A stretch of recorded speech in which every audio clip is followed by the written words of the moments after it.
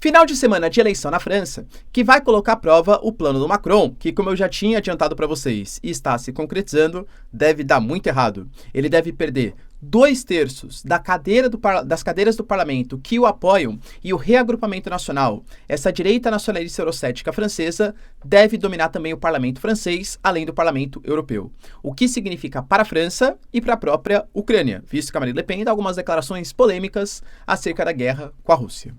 Falar um pouquinho também, pessoal, sobre o Irã, que coloca que todas as opções estão sobre a mesa no conflito entre Israel e Líbano, alegando que todo o chamado eixo da resistência pode fazer uma guerra geral contra Israel, enquanto a guerra se aproxima cada vez mais, tanto por declarações de Israel, como pelo pedido de evacuação de Estados Unidos, o Brasil mesmo, que não recomenda que brasileiros vão para o Líbano, Países Baixos, dentre outros países.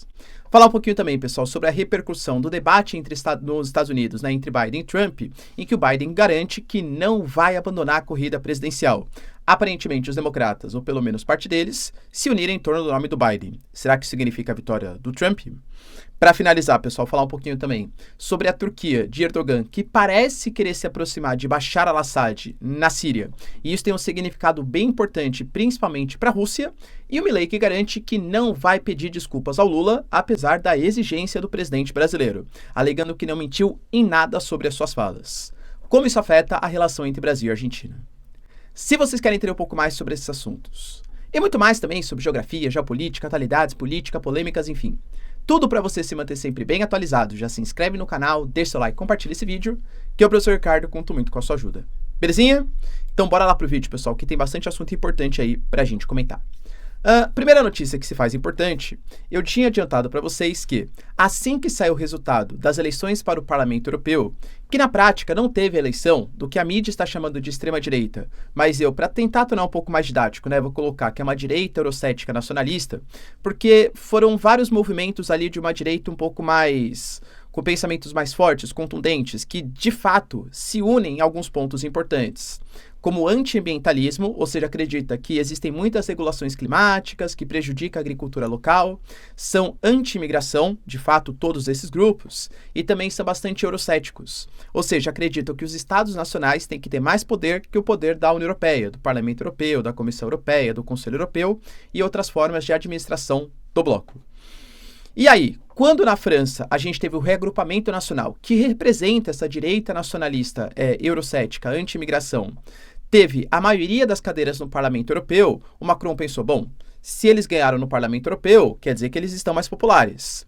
Segundo ele, tá? Segundo os seus princípios, ele dissolveu o Parlamento francês porque o Parlamento francês não estava espelhando o que a população francesa representava naquele momento, já que o Parlamento francês, mesmo com pequena minoria, ainda tinha uma maioria pró-Macron. E sim, o Macron foi derrotado nas eleições do Parlamento Europeu.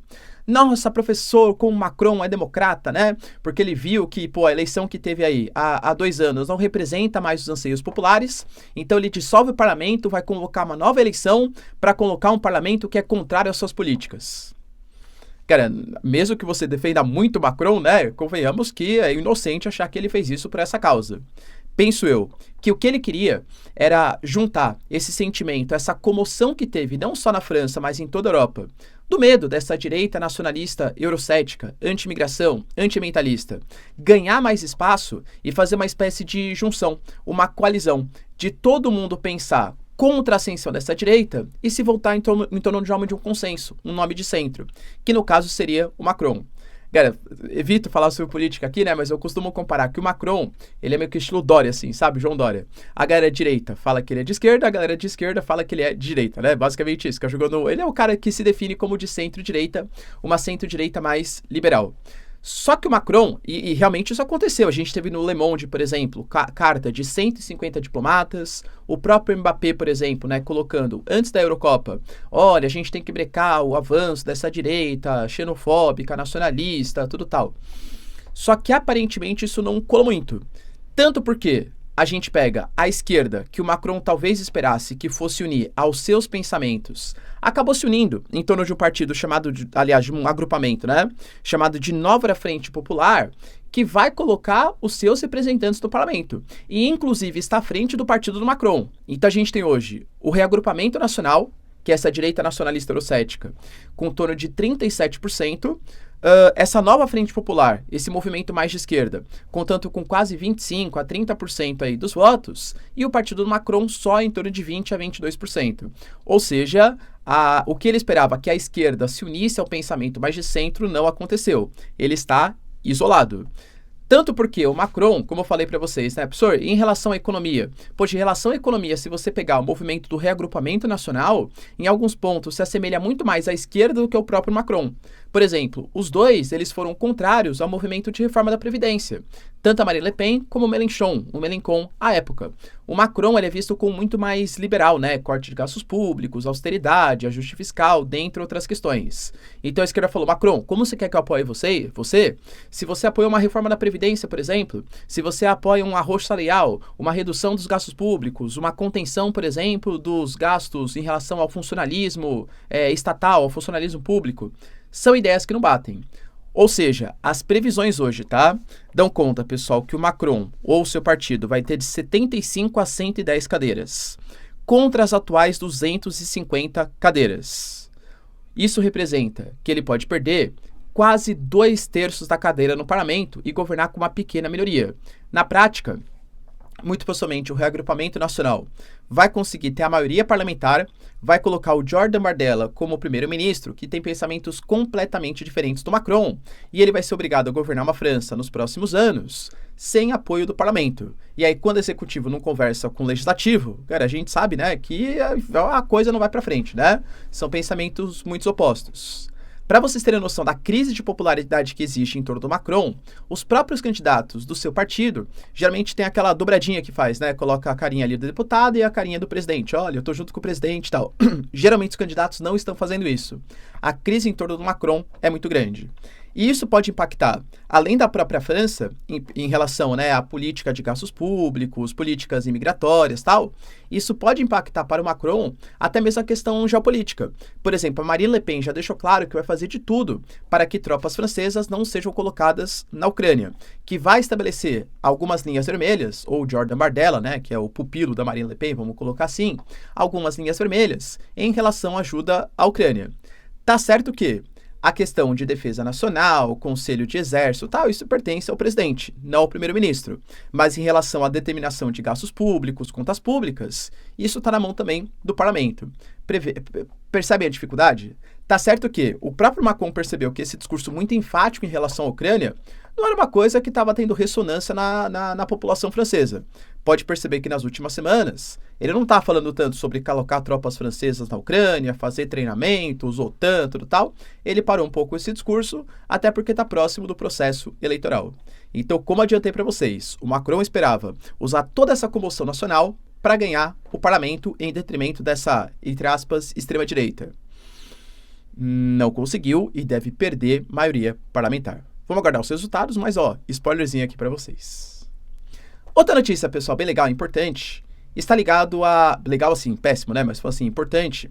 Está ligado às declarações do Irã em relação a Israel. A gente vem falando nos últimos dias que o conflito entre Israel e Hezbollah, ele é cada vez mais provável, ele é iminente, eu diria, tanto por conta das ações israelenses no sul do Líbano, como também do sul do Líbano em direção a Israel, do Hezbollah. A gente fala de centenas de milhares de deslocados do sul do Líbano e do norte de Israel, e agressões com mísseis, com foguetes, disparos. Enquanto a gente tem, por exemplo, ataques constantes do Hezbollah, o próprio Israel fala que já matou cerca de 400 lideranças do Hezbollah no Líbano e também nos seus pares, Síria, Irã, dentre outros.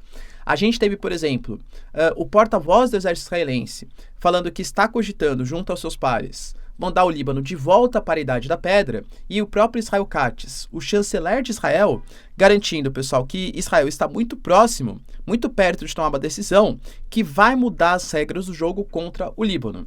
Não é que Israel não goste do Líbano. Ótimas relações também não tem, tá? Tem disputas territoriais como as fazendas Shiba, tem disputas ali de áreas de pesca no mar Mediterrâneo, mas o grande problema é que o Líbano reconhece a existência do Hezbollah como um grupo oficial, como um partido político, como uma milícia, como um grupo legítimo dentro do país. E Israel considera que já que o Líbano dá anuência para a existência do Hezbollah, o Hezbollah deve ser eliminado, em conjunto com parte do Líbano.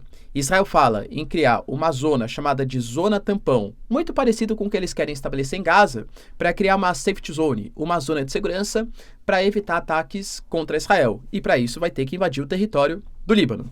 Só que eu também adianto para vocês, uma coisa é combater o Hamas, grupo fechado, na faixa de Gaza, sem grande apoio internacional, outra coisa é combater o Hezbollah. Hezbollah que está dentro do Líbano, um país reconhecido internacionalmente, que faz parte de uma coalizão chamada de Eixo da Resistência, que tem ali Irã, membros do Paquistão, membros do Iraque, o Hezbollah, a Síria de Bashar al-Assad, o próprio Hamas, a Jihad Islâmica, mas com muito menos presença, né, claro, que tem uma união muito forte e podem se unir eventualmente contra Israel. O Hezbollah é muito mais poderoso que o Hamas. Israel é mais poderoso? Com certeza, estamos falando de uma grande potência militar regional, até mesmo global. Mas é fato que uma guerra causaria perdas, assim, significativas, derrotas baixas para os dois lados. Enquanto isso, o Irã se manifestou na própria ONU, alegando o pessoal que está considerando, pelo menos no momento, que na verdade isso é uma propaganda. É uma guerra psicológica que existe contra o Líbano, mas que mesmo assim, caso ocorra uma guerra, será devastadora para todo o Oriente Médio. E o eixo da resistência, que são os que eu falei para vocês, né? Os Houthis, o Hezbollah, o Bashar al-Assad, o próprio Irã, a liderança, está considerando até uma total participação. Ou seja, todas as opções estão em cima da mesa. Uma guerra geral pode começar no Oriente Médio a partir do Líbano. Declarações oficiais do Irã. Ao mesmo tempo, como eu falo, né? A gente tem que ver movimentos entre países. Os Estados Unidos está posicionando, por exemplo, porta-aviões próximos da região, navios e embarcações militares. O Brasil recomendou que brasileiros não vão para o Líbano. Mesma coisa fez o Canadá, a Alemanha, Países Baixos, o Kuwait. Por que será que isso está acontecendo? Porque os países acham que vai ter uma estabilidade política? Claro que não, porque uma guerra é cada vez mais provável. Um conflito geral no Oriente Médio pode estar cada vez mais próximo. O Biden, coitado, né, das eleições aí, já mandou mal, vamos falar daqui a pouquinho sobre isso, está preocupado com isso, porque uma disruptura, um conflito geral no Oriente Médio pode trazer vários impactos geopolíticos e também econômicos, principalmente nos combustíveis fósseis, gerando inflação, que é um dos calcanhares de Aquiles do governo Biden. Ou seja, uma guerra geral não agrada ninguém. Do ponto de vista, assim, social, claro que não agrada, né? Tem morte e tal. Mas geopoliticamente, economicamente falando, é muito prejudicial para o próprio Estados Unidos, que está tentando ali mediar a situação. Se vai dar certo, confesso que não sei. A gente teve também, pessoal, o Biden. A gente falou aqui nos vídeos passados, né? Aliás, no vídeo passado, uma análise do debate, e eu falei para vocês que eu achei um debate com pouquíssimas propostas entre Trump e Biden, mas que claramente tem a vitória de um dos candidatos, o Trump. E não muito por conta do Trump em si. Até acho que ele é bastante enfático, ele é bastante contundente na sua fala, o que é muito importante para um político, né, de fato. Mas talvez se fosse o Biden contra outro comunicador, o Biden também sairia derrotado. Por quê? Porque as falhas foram muito mais do Biden. Ele demonstrou insegurança, confuso, estava suando, ele perdia a linha de raciocínio, e muito por conta, vamos colocar, galera, ele nunca foi um grande orador, né? Mas a idade, ela prejudicou ainda mais a sua oratória. E ele mesmo, aí começou o movimento geral. Na própria mídia americana, dentre os democratas, a gente teve o New York Times, o Wall Street Journal, a própria revista Time, por exemplo, galera, colocando, né, uma imagem ali de um Biden derrotado, de um Biden triste, colocando que os democratas estariam considerando até mesmo tirar o Biden como candidato. Sim, é possível de fazer isso ainda, muito se o Biden desistir de fato, do que qualquer outra questão, mas colocar um outro representante, talvez a Michelle Obama, talvez o governador da Califórnia, galera, não sabemos, tá? Aliás, possível que isso nem aconteça. Porque o Biden falou que realmente ele viu que ele foi mal e que ele pode não andar como ele andava antes, ele pode não debater como ele debatia antes, mas que ele tem certeza que ele fala a verdade.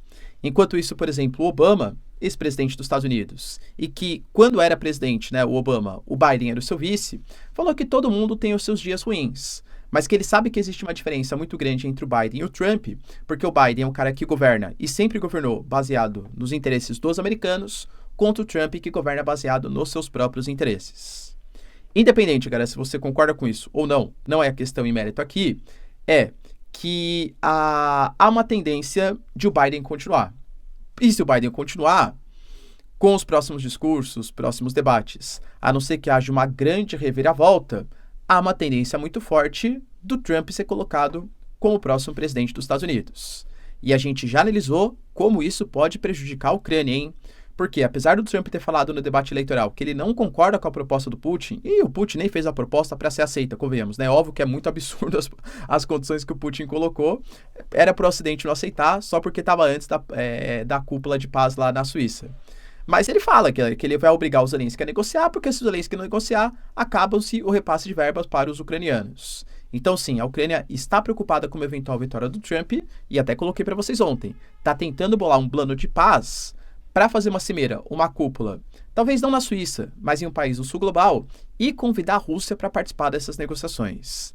É uma preocupação em torno da geopolítica da Europa. Para finalizar, pessoal, a gente teve também declarações públicas, tanto de Bashar al-Assad como da Síria, né, quanto do Erdogan da Turquia, que as relações elas podem ser restauradas. São grandes amigos Erdogan e Bashar al-Assad? Não muito. E a relação piorou muito desde a Guerra Civil da Síria, em que a gente teve o Exército de Libertação da Síria, que era um movimento que pedia, né, com o apoio dos Estados Unidos, do Ocidente, o fim da ditadura al-Assad, teve o apoio da Turquia. A Síria ficou extremamente revoltada com isso, começou a criticar as ações da Turquia, e havia especulações, inclusive, que a Turquia até financiava grupos, sabe aquele bem extremista, o ISIS, enfim, sabe o que eu estou falando, né? Através da compra de petróleo e tal, só para desestabilizar o governo sírio, o governo de Bashar al-Assad. Além disso, nós temos conflitos muito fortes também em relação aos curdos. A Turquia se baseia no acordo lá de 1998, que garante que qualquer tipo de movimentação dos curdos, que tem presença não só na Turquia, mas também na Síria, no Irã, no Iraque, na Armênia, tá? Naquela regiãozinha ali do Oriente Médio e do Cáucaso, que a Turquia pode fazer ataques mesmo extraterritoriais, ou seja, na Síria, caso o movimento dos curdos ameacem a existência da própria Turquia. Então, vários ataques ao longo do tempo foram feitos contra a própria Síria, alegando que era contra os curdos. A Turquia até considerou, ano passado, fazer também uma espécie de zona tampão, invadir a Síria, a região norte, com a presença dos curdos, para evitar ataque dos curdos contra os turcos. Pois bem, pessoal, agora, aparentemente com mediação da Rússia, que é aliada do Bashar al-Assad, e aliada é muito forte do Erdogan, né? Mas mantém algum grau de negociação, aparentemente vem aproximando os dois. Tanto Bashar al-Assad falou que é importante negociar com os turcos, quanto Erdogan falou também que é importante negociar com a Síria. Isso é um ponto muito positivo para os interesses da Rússia e também para os interesses da China no Oriente Médio. E para finalizar, pessoal, a gente discutiu também durante a semana que o Lula alegou que ele estava esperando um pedido de desculpa do Milei e por isso que não teve nenhum tipo de encontro, reunião bilateral. É fato que nós tivemos alguns encontros, por exemplo, a Diana Mondino, que é a chanceler da Argentina, mandando uma carta, se reunindo com Mauro Vieira, mas assim, reunião entre Milei e Lula a gente não teve. Os dois até chegaram a se encontrar na reunião do G7, mas também houve ali uma troca de olhares, tá? Mas nenhuma conversa bilateral. A única reunião que os dois vão de fato participar é na cúpula que vai ter agora do Mercosul, dia 7, dia 8, se eu não me engano, tá? Sediada lá no Paraguai, que vai discutir, dentre outras questões, até a entrada da Bolívia na organização, né? A confirmação, porque na verdade já está autorizado, tá? A Bolívia só está nos processos finais ali para entrar no Mercosul. Mas até então não tivemos, e galera, convenhamos que Brasil e Argentina são dois importantes parceiros comerciais. Quando o Brasil foi perguntado sobre isso, o Lula falou, olha, é porque na verdade eu estou esperando um pedido de desculpa. Por que esse pedido de desculpa, né? Durante a campanha eleitoral, o Milei chamou o Lula de corrupto e comunista e alegou que não estabeleceria relações comerciais com um país que tivesse esse comportamento, falando tanto do Brasil quanto da China. Quando ascendeu a cadeira de presidente, ele percebeu que a coisa não era tão assim, que se a Argentina está numa crise econômica e quer se recuperar, ainda mais pregando uma dolarização da economia, precisa de dólares. E cortar relações com seus dois maiores parceiros comerciais não parece ser a decisão mais inteligente nesse sentido. Aí foi perguntado, né, o Milei, o Lula tá falando ali que ele tá esperando o pedido de desculpa. O Milei foi bem enfático. Olha, eu falei isso sobre o Lula porque eu concordo, não retiro nada da minha fala. Ele não foi preso por ser corrupto? Ele não é comunista? Desde quando que eu tenho que pedir desculpa por dizer a verdade? Aliás, ele alega que a gente tem que se colocar acima do ego inflado de alguns esquerdistas pelo bem do Brasil e pelo bem da Argentina. Ou seja, falou que o Lula tem um ego inflado e que sim, ele é corrupto e comunista, então não mentiu em nada. Aparentemente não vai pedir desculpa. Será que isso vai abalar demais as relações entre os dois países? Penso eu que algum tipo de aresta pode ser aparada na próxima reunião do Mercosul. como será que vai ser? Climão, hein, galera? Climão entre Milei e Lula na próxima cúpula do Mercosul. Confesso que eu tô ansioso para ver a reação aí dos dois chefes de governo. Beleza? Deu para entender os principais assuntos, pessoal? Se vocês curtiram o vídeo, então, ó, já deixa seu like, se inscreve no canal. Tamo junto, beijos, abraços e tchau, tchau.